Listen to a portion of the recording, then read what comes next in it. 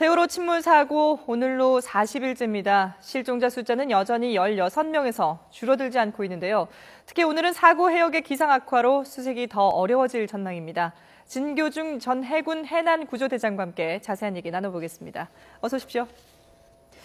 자, 오늘로 사고가 난 지 40일째, 벌써 이제 세 번째 소조기가 돌아왔는데 오늘 보니까 풍랑주의보까지 내려져 있어서 정말 기상 상황이 더 좋지 않은 여건이거든요. 혹시나 이제 실종자 가족들께서는 우리 가족만 남는 게 아닌가 아주 정말 마음 졸이고 계실 텐데 상황이 워낙에 지금 뭐 좋지 않다 보니까 오늘도 수색 작업이 진전이 되기가 어렵겠죠. 지금 기상주의보가 내일까지 내려져 있습니다. 그래서 네네. 내일까지는 작업이 힘들 겁니다. 왜냐하면 그 DS1이라는 바지가 네. 이미 철수가 됐고 예. 거기에 민간 잠수사도 철수했고 해군 잠수사들은 모선에서 항상 기상만 좋아지기를 기다리면서 네. 작업 준비를 하고 있습니다. 정말 뭐 얼마나 착잡한 심정일지 걱정이 되는데 저희가 지금 정리를 한 게 있는데요. 지금 현재까지 실종자가 16명 아니겠습니까? 추정으로 지금 어디에 있을지 저희가 한번 그래픽을 만들어 봤거든요. 보면서 좀 얘기를 나누도록 하겠습니다. 지금 각 층의 실종자 수를 저희가 추정을 한 바로는요. 3층에 6명, 그리고 4층에 9명, 5층에 1명이 있을 것으로 보이는데요.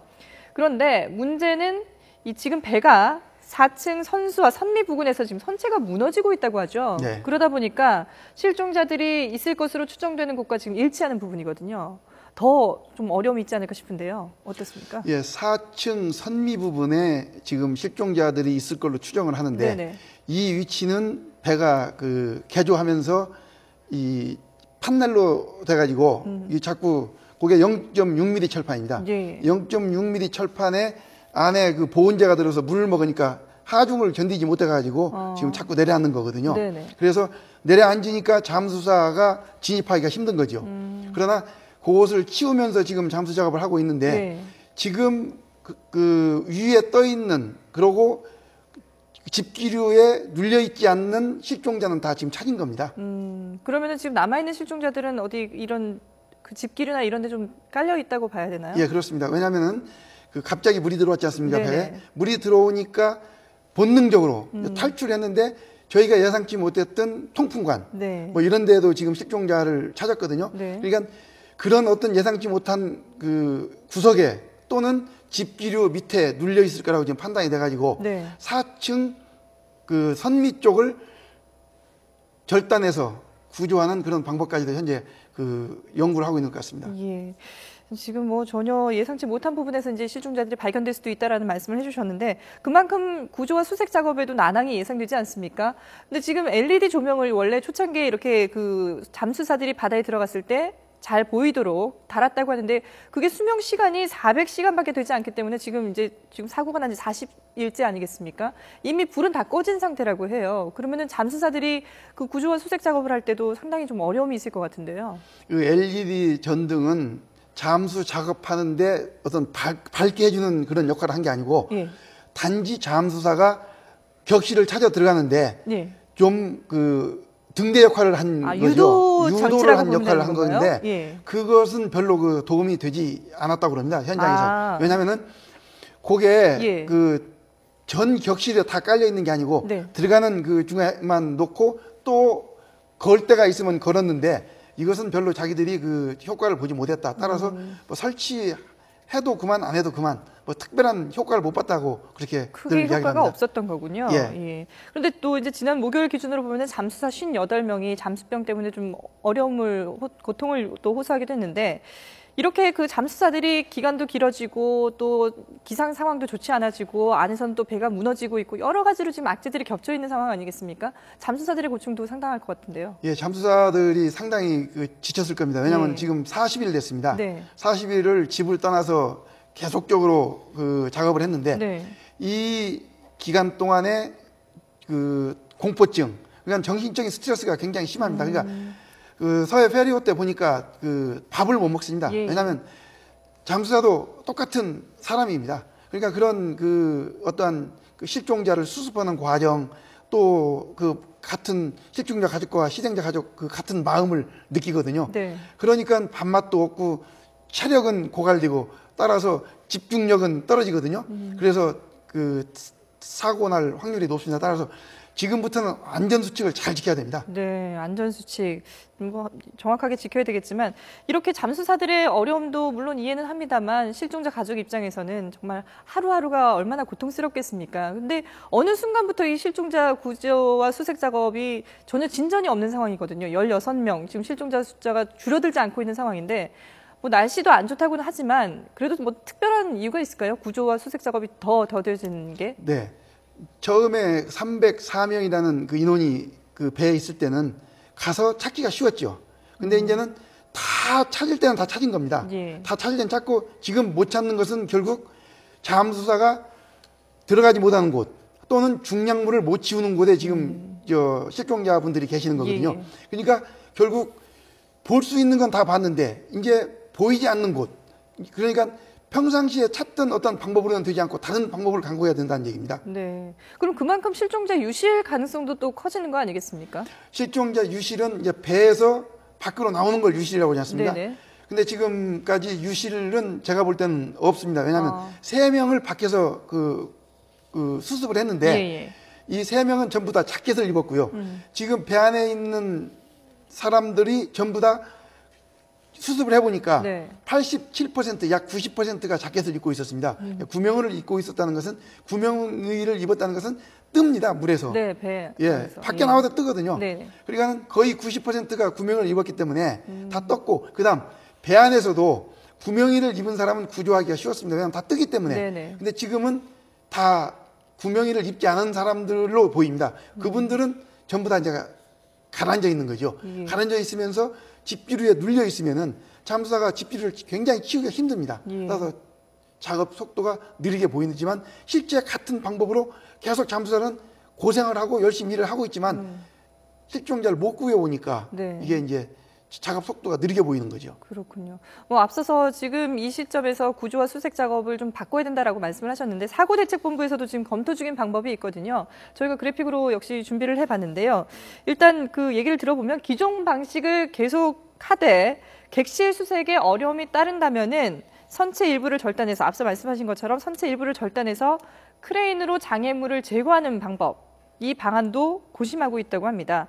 근데 이게 절단할 때는 수중산소기를 사용한다고 하는데 사실 물속에서 절단한다는 작업이 그렇게 쉬운 작업은 아닐 것 같은데요. 예, 절단하는 것은 기술적으로는 문제가 없습니다. 예. 그리고 지금 해난구조대 요원들이 그것은 충분히 다 익혀서 할 수가 있는데 네. 딱 2가지 조건이 있습니다. 하나는 선체대에 폭발가스가 없어야 됩니다. 아. 근데 유류가 새어나왔지 않습니까? 예. 그래서 폭발가스가 없어야 되고, 두 번째는 실종자 가족분들이 동의를 해야 됩니다. 왜냐하면 네.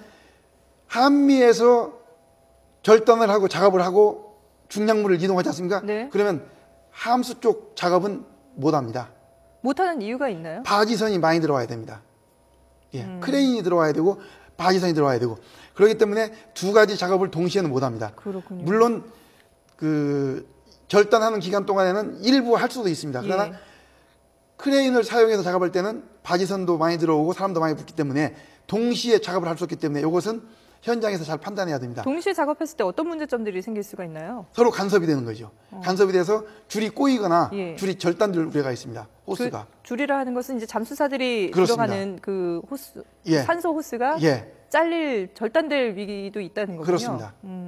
그런데 어쨌든 이 실종자 가족들의 의견을 최대한 반영해서 구조와 수색 작업을 해야 되지 않겠습니까? 근데 지금 이 절단하는 방법만이 최선인 건가요? 아니면 또 다른 방법을 좀 생각해 볼 수 있을까요? 예, 저는 우선 가장 중요한 것은 지금 해수 온도가 올라가고 있습니다. 네. 4월 26일, 27일 또 5월 10일 이렇게 쭉 체크를 해보니까 네. 한 25일 주기로 1도가 올라갑니다. 그래서 저쪽 서해나 남해 쪽 온도는 해수 온도가 20도까지 올라갑니다. 예. 저 해역은 천해입니다. 40m에서 뭐 플러스 마이너스 5m거든요. 네네. 그러면 20도까지 올라가면은 실종자가 엄청 훼손이 됩니다. 아, 지금 실종자? 12도에서 지금 14도까지 올랐거든요. 네. 7월, 8월 장마철 되면 금방 올라가 버립니다. 그러면 제 경험으로 서해 페리오, 그다음 천안함, 그다음에 북한 반잠수정 여러 실종자 수색 작업을 많이 해봤습니다. 네.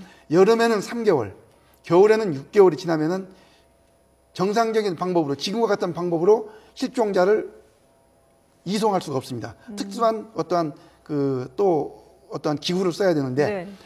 그러니까 3개월 이내에 어느 정도 작업이 마무리가 돼야 되는데 이것을 가장 효율적으로 할 수 있는 방법은 절단이 좋은 건지 예. 아니면 배를 움직여서 하는 게 좋은 건지 인양이 좋은 건지 현재 방식이 좋은 건지는 제 개인 생각으로는 실종자 가족 대표들하고 네. 그다음에 사고대책본부하고 허심탄회하게 마음 터놓고 어느 방법이 제일 좋은 건지 감정을 다 내려놓고 가장 좋은 방법을 연구를 해야 될 겁니다.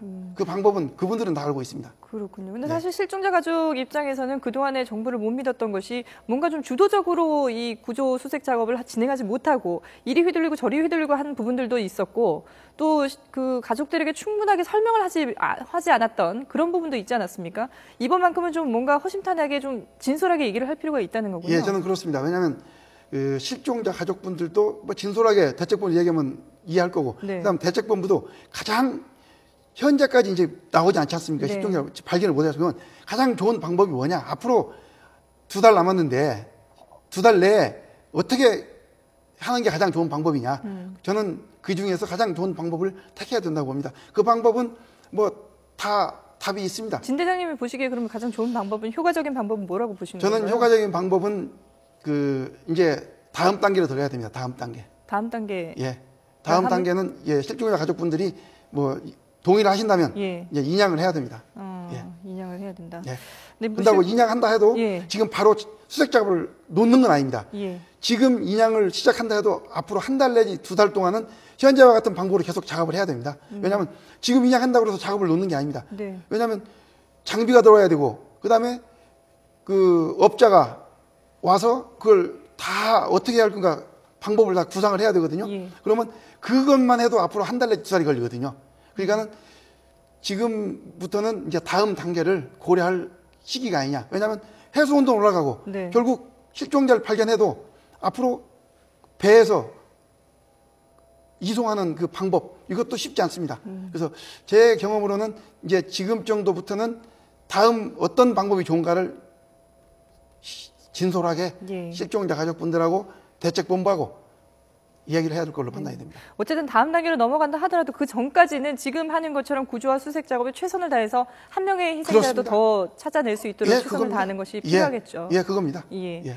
저희가 그리고 이번 이 세월호 사고로 인해서 그동안에 이런 뭐 근본적인 재난구조 시스템이라고 그럴까요? 이런 부분에 대해서 누누이 강조를 해왔는데 진 대장님이 보시기에 가장 중요한 재난구조 시스템 우리가 고쳐야 될 부분 어떤 거라고 보시는 거예요? 저는 그 조직은 네. 그 일본의 그 해상 보안청, 미국의 코스트가드 네. 같은 조직을 짜야 됩니다. 그 조직은 골든타임 30분 이내에 현장에 도착하는 그런 시스템을 갖춰야 되고 예. 그다음에 지휘는 그 미국의 연방 재난관리청 그런 조직으로 즉 현장 지휘관이 모든 권한을 가지고 다 수습을 하고 네. 중앙정부는 지원만 합니다. 그다음에 그 밑에 그 인원 편성은 전문가, 민간 전문가가 편성이 돼야 되고 그 전문가로 하여금 계속적인 자문을 받으면서 재난 이 관리가 이루어져야지 어느 한계, 즉 한 가지만 말씀드리면 네. 우리 실정에 맞아야 됩니다. 왜냐하면 아시아 전체 중에서 우리나라처럼 조석 간만의 차이가 심하고 유속이 빠른 나라가 없습니다. 그러면 네. 다른 나라께 다 좋은 건 아니지 않습니까? 그렇죠. 다른 나라의 좋은 점을 우리나라의 현실에 맞도록 잘 만들어야 될 걸로 판단이 됩니다. 그렇군요. 어쨌든 현장을 먼저 파악을 하고 장악할 수 있는 그런 전문가가 필요하다는 말씀이신 거죠? 네, 그렇습니다. 예, 알겠습니다. 네, 지금까지 진교중 전 해군 해난구조대장과 함께 세월호 침몰 관련해서 얘기 나눠봤습니다. 고맙습니다.